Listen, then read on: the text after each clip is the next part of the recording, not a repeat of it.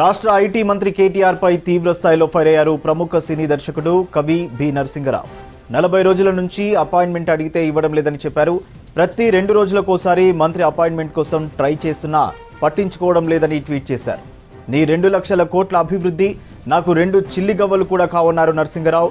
వాడు నచ్చాడా కేటీఆర్ నీకు, నేను నచ్చలేదా, ఏ రకంగా నిన్ను అంచనా వేయవచ్చని ట్వీట్లో ప్రశ్నించారు నరసింగరావు. రాజ్యం ఏలడమే కాదు, రాజ్యంలో ఎవరు ఏంటి అన్న విజ్ఞత కూడా ఉండాలన్నారు.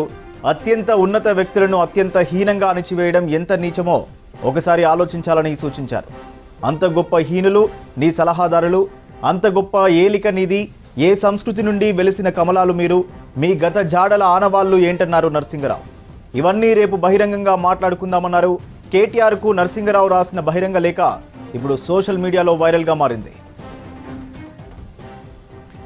ఈ విషయంపై డీటెయిల్స్ శివారెడ్డిని అడిగి తెలుసుకుందాం. శివ, ప్రముఖ దర్శక నిర్మాత కవి మాభూమి నరసింగరావు మంత్రి కేటీఆర్ పై పెట్టిన పోస్టు ఇప్పుడు చర్చనీయాంశంగా మారింది. సో అసలు ఏం జరిగింది?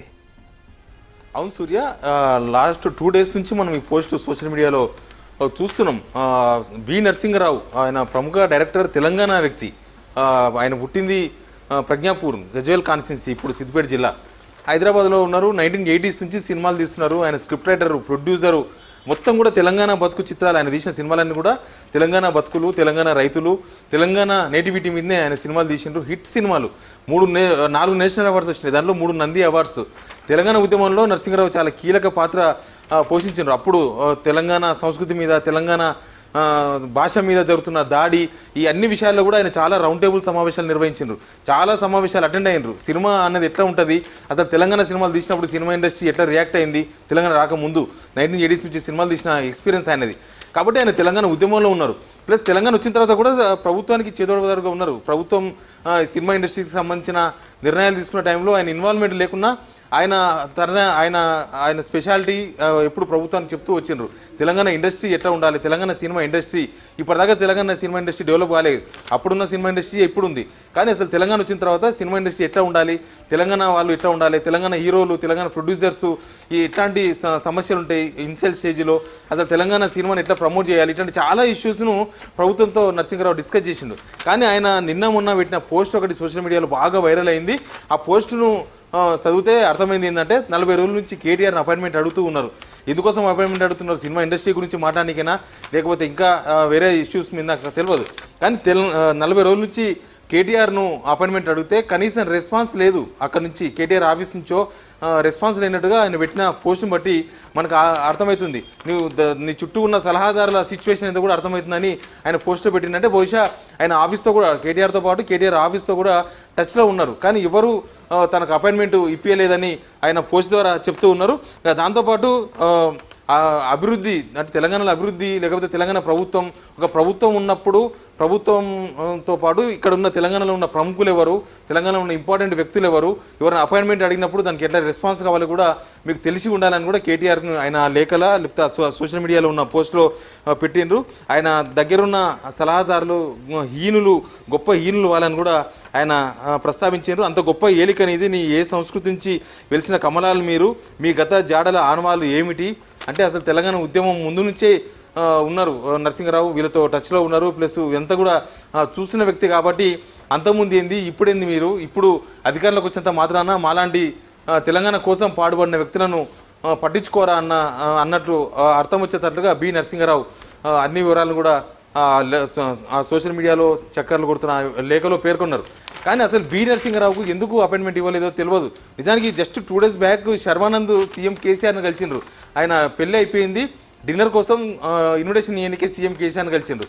కేటీఆర్ ఆ ప్రోగ్రామ్కి అటెండ్ అయినారు కూడా, శర్వానంద్ డిన్నర్కి అటెండ్ అయినారు.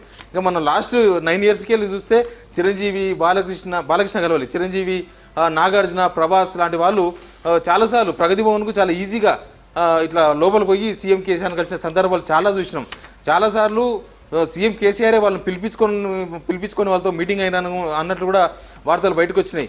తర్వాత వీళ్ళు సీఎం కేసీఆర్ని కలవాలని అనుకున్నప్పుడల్లా పోయి కూడా కలిసిన సందర్భాలు ఉన్నాయి. మరి ఇంత ఎవరెవరో వచ్చి సీఎం కేసీఆర్ని కలుస్తున్నారు. అసలు తెలంగాణ సినిమా వ్యక్తి, తెలంగాణ చరిత్రను సినిమా ద్వారా ప్రపంచానికి చాటి చెప్పిన వ్యక్తి బి నరసింగరావు. ఆయన తెలంగాణ వచ్చిన తర్వాత కూడా చాలా పుస్తకాలు రాసిండు. బతుకమ్మ, తెలంగాణకు సంబంధించిన ఇవన్నీ కూడా, బోనాలు, మేడారం జాతరకు సంబంధించిన తర్వాత పుస్తకాలు, తర్వాత బతుకమ్మకు సంబంధించిన తెలంగాణ వైభవాన్ని చాటే రచనలు చాలా చేసిండు ఆయన. కానీ ఎందుకు బి నరసింహారావుని ఎందుకు అసలు అపాయింట్మెంట్ ఎందుకు ఇవ్వలేదు కేటీఆర్?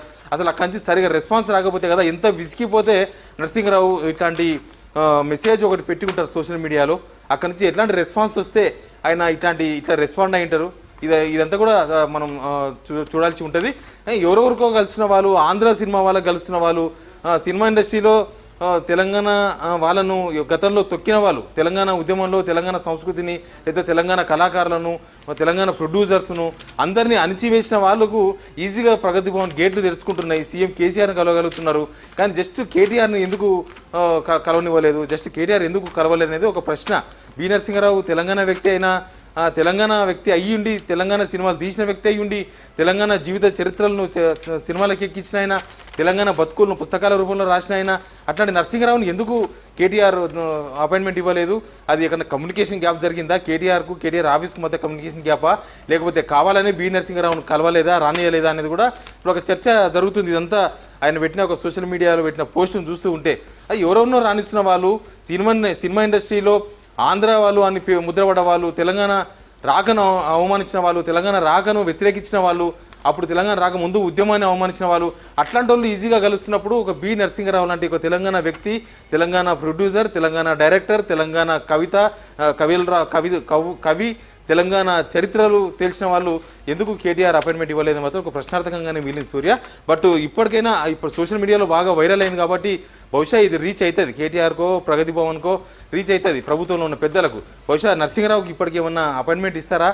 అసలు ఏం చెప్పదలుచుకున్నారు? సినిమా ఇండస్ట్రీలో తెలంగాణ విషయాలను మాట్లాడాలనుకుంటున్నారా?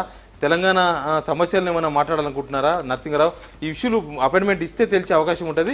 బట్ కేటీఆర్ ఆఫీస్ నుంచి రెస్పాన్స్ రాకపోవడం పైన మాత్రం నరసింహారావు ఈ మెసేజ్ ఆవేదనతో పెట్టినట్టుగా ఆయన బాధపడుతూ, తెలంగాణ వచ్చిన తర్వాత ఎట్లా ఉండాలనో అట్లా లేదు అని బహుశా బాధపడుతూ ఆయన ఈ మెసేజ్ సోషల్ మీడియాలో పెట్టినట్టుగా అయితే మనకు క్లియర్గా కనిపిస్తుంది Surya. Yes, thank you Shiva.